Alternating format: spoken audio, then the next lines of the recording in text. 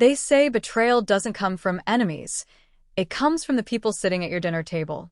I used to laugh at that, until the day I walked into my parents' garage and saw nothing but an empty slab of concrete where my dream once sat.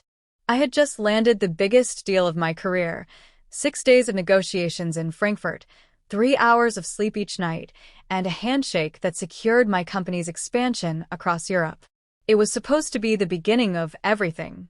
Victory hummed in my veins as I drove from the airport to my parents' house. Mom would want the details, Dad would nod like he understood, and I'd get fed until I couldn't breathe. That was the tradition. But when the garage door lifted, instead of my black Challenger gleaming under the fluorescent light, I saw air. Just air. My knees nearly gave out. That car wasn't just metal. It was 6 years of 70-hour weeks, missed birthdays, and a promise I made to myself as a little girl kneeling beside my grandfather's toolbox. He once told me, "Machines like this aren't built for the road. They're built for dreams." And he was right. That car was my dream, solid and alive. Stumbled into the kitchen, desperate for answers, and there they were. Mom, Dad, and my younger sister, Isla, lined up at the table like a jury. The silence was suffocating. Dad stared at his hands, Mom's voice was too sweet, and Isla wore that smug little smile she uses when she thinks she's untouchable. "Where's my car?" I demanded. My voice cracked like glass. Isla leaned forward, all fake confidence. "It's just a loan. I needed capital for my cosmetics startup. Once I launch, I'll pay it back with interest." I thought I'd misheard her, but Mom chimed in, like she was reading from a script. "Family helps family, darling. You have a great job. Isla deserves her shot too." That's when the truth dropped. My parents had taken my spare key, forged my signature, and pawned my Challenger for $45,000. My heart stopped. $45,000 against the only thing I'd ever truly earned for myself. And in that moment, I realized something ugly. My family never saw me. Not really. My sacrifices were invisible, my dreams disposable, as long as Isla got what she wanted. The pawn shop reeked of cheap air freshener and broken promises. I stared at the paperwork, my training as a financial analyst dissecting every line. And then I saw it, my forged signature. The curve of the last letter wrong in a way that screamed betrayal. The broker looked nervous when I pointed it out, but the truth didn't change. If the loan wasn't repaid in 35 days, my car would be auctioned off to the highest bidder. Back in my apartment, I sat with an old photo album on my lap, flipping through years of proof I should have seen earlier. Isla's 16th birthday. Lavish garden party. My 16th? Nothing. Isla's graduation with a limo. Mine? Empty chairs where my parents should have been. Isla unwrapping a brand new car at Christmas while I clutched a sweater from the clearance rack. The pattern was undeniable.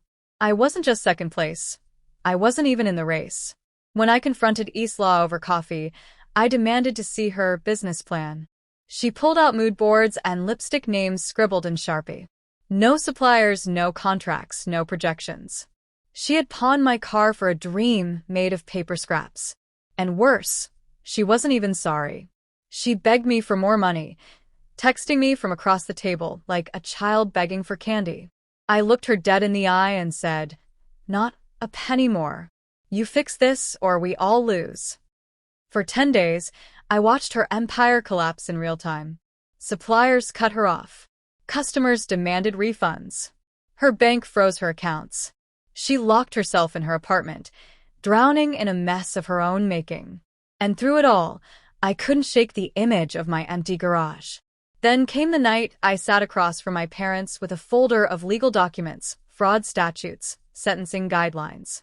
I laid them on the table like grenades. "I could send you to prison for this." Mom wept. Dad's hands shook. Isla admitted she'd manipulated them. And for the first time, I saw something I'd never seen before in their faces. Fear of losing me. We had 25 days to raise nearly 50 grand. So we scraped. Dad picked up night shifts at the warehouse. Mom pawned heirlooms that had survived generations. Isla sold her designer scarves for half their worth. I drained my emergency fund. Even Uncle Robert, Dad's older brother, wrote a check, muttering, "Family helps family, but not like that." 30 days later, we wired the last cent standing at that pawn shop counter. I signed the papers with trembling hands, reclaimed my keys, and touched the cool metal of my Challenger like it was holy. But here's the part nobody tells you. Victory can taste like ash. Because when I slid behind the wheel, all I could think was, they saw my dream as expendable. That car wasn't just a car anymore. It was a scar. Weeks passed. My family scrambled to repair what they'd broken. Isla got a retail job. Mom started asking before borrowing things. Dad built me a locked garage bay with my own code. They were trying. I'll give them that. But the truth is, some cracks never fully seal. And maybe that's the point. Because now, when I drive my Challenger through the mountains, windows down, engine roaring against the cliffs, I'm not just driving a car. I'm carrying a lesson carved into me by betrayal. Dreams need protection, and so do we. So I'll ask you, the person still watching this, what's the one thing in your life you refuse to let anyone take from you? Your dream? Your boundaries? Your respect? Because if I've learned anything, it's this. Sometimes family doesn't teach you how to protect your dreams. They teach you why you have to.